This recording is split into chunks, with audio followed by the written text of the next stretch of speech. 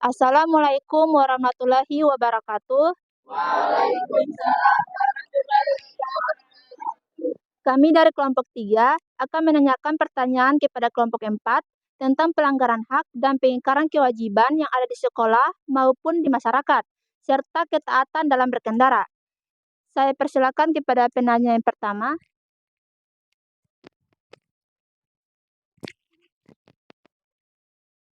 Yaitu jelaskan contoh pelanggaran hak siswa yang sering terjadi di lingkungan sekolah dan bagaimana cara mencegahnya. Oke, baik. Untuk jawabannya, di mana contoh pelanggaran hak siswa di sekolah, yaitu siswa tidak diberikan waktu istirahat yang cukup, pembatasan akses belajar, contohnya dia tidak bisa masuk kelas karena terlambat, atau diskriminasi terhadap siswa tertentu.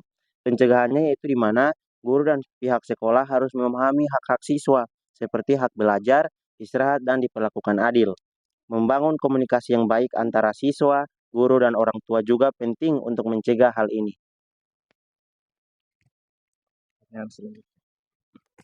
Oke, pertanyaan kedua, apa saja kewajiban siswa yang harus dipenuhi di sekolah dan mengapa penting untuk menjalankan kewajiban tersebut? Baik, untuk jawabannya di mana kewajiban siswa di sekolah yaitu mematuhi aturan sekolah, menghormati guru dan teman, menjaga kebersihan lingkungan sekolah, dan belajar dengan sungguh-sungguh. Pentingnya kewajiban ini yaitu menjalankan kewajiban, membantu menciptakan lingkungan belajar yang kondusif, tertib, dan mendukung keberhasilan akademik dan karakter siswa. Baik, untuk pertanyaan ketiga, bagaimana pendapat Anda jika seorang siswa dihukum secara fisik karena siswa tersebut terlambat? Apakah itu termasuk dalam pelanggaran hak?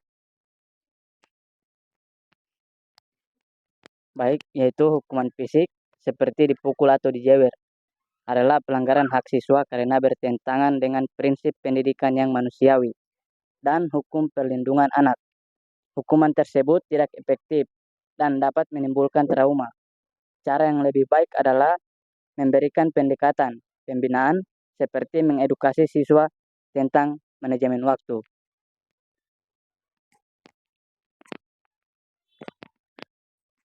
Baik, pertanyaan pertama untuk pelanggaran hak dan pengingkaran kewajiban di masyarakat.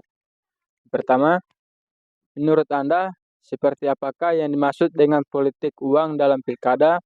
Dan jika Anda sebagai pemilih, bagaimana Anda menyikapi hal tersebut?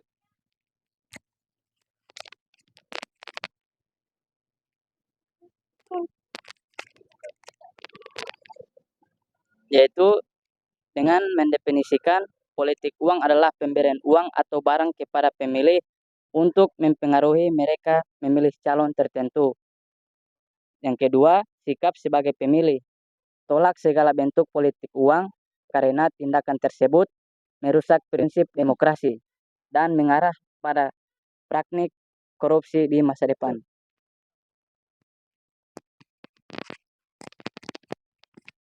Pertanyaan yang kedua, menurut Anda jika seseorang memang membutuhkan pertolongan dan ada seseorang yang menawarkan uang atau barang dengan syarat untuk mengikuti arahan pilihan untuk memilih seseorang dalam pilkada, apakah bagi Anda itu sebuah pelanggaran?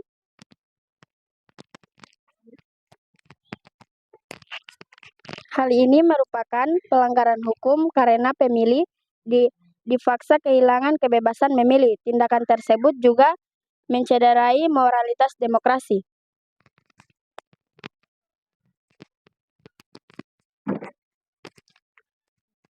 Pertanyaan selanjutnya, seberapa setuju Anda dengan pilkada yang tanpa politik uang? Berikan alasannya.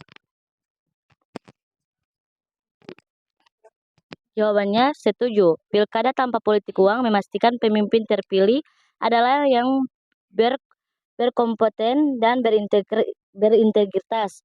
Politik uang hanya akan melahirkan pemimpin yang tidak bertanggung jawab dan cenderung mengutamakan kepentingan pribadi atau kelompok. Selanjutnya, pertanyaan tentang ketaatan dalam berkendara. Apa saja kewajiban yang harus dipatuhi pengendara sepeda motor untuk menjaga keselamatan di jalan? Baik, jawabannya menggunakan helm dan SNI, memenuhi rambu lalu lintas dan marka jalan, tidak menggunakan ponsel saat berkendaraan, dan terakhir, melengkapi surat-surat seperti SIM dan STNK. Baik, pertanyaan kedua, bentuk pengingkaran kewajiban seperti apa saja yang sering dilakukan oleh teman-temanmu di sekolah saat berkendara? Pengingkaran kewajiban saat berkendara oleh siswa. Yang pertama, tidak memakai helm. Yang kedua, berbonceng lebih dari 2 orang. Yang ketiga, berkendara tanpa memiliki SIM. Yang keempat, menggunakan kendaraan unggal-unggalan. Pertanyaan yang ketiga, berikan contoh dampak dari pengingkaran kewajiban dalam lalu lintas, baik terhadap diri sendiri maupun terhadap masyarakat sekitar. Baik, saya akan menjawab. Dampak pengingkaran kewajiban berlalu lintas terhadap diri sendiri berisiko mengalami kecelakaan, cedera, atau kehilangan nyawa.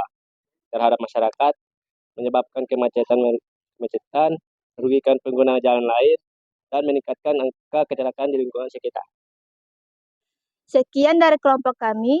Mohon maaf jika ada salah kata. Wassalamualaikum warahmatullahi wabarakatuh. Waalaikumsalam warahmatullahi wabarakatuh.